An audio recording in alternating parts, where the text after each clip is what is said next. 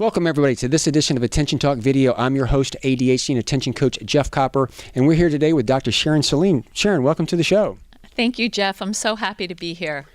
The topic today really is self-observation, but we're going to break this into two components. The first one is, all too often people with ADHD, when they say they're self-observant, they're very observant of what's going on in their head and how they feel. And often, as I say, you're projecting a judgment back on yourself. Right.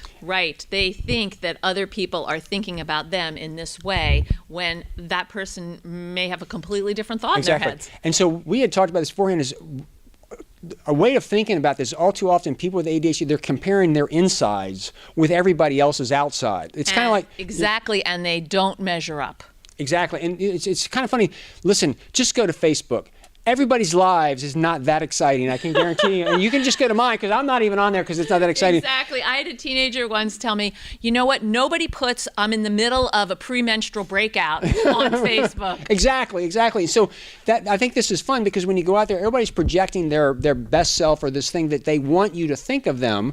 But everybody inside has got their issues. And I think if you can just begin, I can't compare my inside with their outside, and just begin to think about your outside to kind of help break that cycle. And the other thing that I always like to talk, this is my new favorite thing, when it comes to self-observation, you have to kind of pause for a little bit, because we're so caught up in the now, but what is really obvious out there is so difficult to see. The way to describe it is recently I heard, I don't know who discovered water, but I'm sure it wasn't a fish. And that speaks to it a little bit, because there's things that it's just there that you're not observing in yourself, that you're not real. And I know that but there's a reason for that, if I may. Yeah. The reason for that is that self-evaluation, or what we sometimes call metacognition, along with judgment, they're sort of tied together, is the last executive functioning skill to fully develop. And that means that skill, that connectivity from your frontal lobes to the rest of your brain, in neurotypical brains, comes together around age 25. And in brains with ADHD, it can be up to 3 years behind. So that's closer to 28. So it's very hard for kids and teens and young adults with ADHD to accurately perceive how other people are meeting them and understanding them.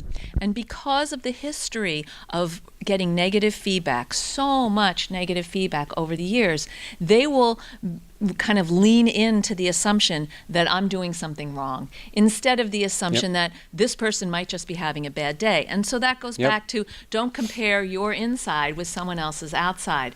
I'm always surprised when kids with ADHD find out from a family member or a friend that the things that they thought about that person based on how they looked were completely untrue. Absolutely. And that things were actually much harder and roiling up inside, but they didn't see it on the front side. There's a great video. If you go to YouTube, type in awareness test and watch the video at the top. It's 1 minute and 9 seconds long. When you do that, you'll be amazed. It's a pretty famous video. You'll see something, but you're going to miss something completely different if you haven't seen the video before. And the reason I'm saying to do this is, when you go out into the world, you're looking for evidence of what you're looking for. You're not looking at evidence for what you miss. And often when you're comparing your inside with everybody's outside, you're actually judging them based on, you're looking for the evidence. You're not looking for anything that would disprove you. And so it's a self-fulfilling prophecy. So this projecting a judgment back on yourself is, you're prejudging yourself based off of your inside. Anything they do is going to be evidence that you're right, and it just paralyzes you. And if you stop and say, how do I get out of this a little bit, and like, wait a second, I'm comparing myself to the outside. It's not an easy thing to do, but I just wanted to give these analogies and metaphors to give you a sense to think about what's kind of going on, because again, it's paralyzing when you do that. And remember, it's more often than not, it's not the truth. And again, how do you break the cycle? I think you can break the cycle by talking with people who are in your life, and starting with a question. I'm wondering about blah, blah, blah. Or I'm noticing this, and I wondered if that's what you're feeling. Or, you said this, and I took it this way. Did I take it the wrong way? Ask questions. And you may not feel comfortable doing this with most people in your life, but I bet there are a few who would really help you. And it's the same with kids. You want to help them start to ask the question of, how do I think I'm doing? Yep. You know, how do I think other people think I'm doing? What do I notice my sister is showing me on her face when I hit her with my shoe? Like that kind of a Yep. thing, right? To Yep. get that feedback and then understand how to perceive it. Absolutely. So I'm going to leave it at this. The purpose of the video was to get you to think about this in a way that you can begin to change your mindset a little bit to kind of deal with it. So we're going to give you pause. Please subscribe to our channel by hitting the subscribe button right there. Leave a comment. We're really interested in your thoughts on this. And with that, Sharon, thanks for coming on the show. Thanks for having me. Take care, everybody. Bye.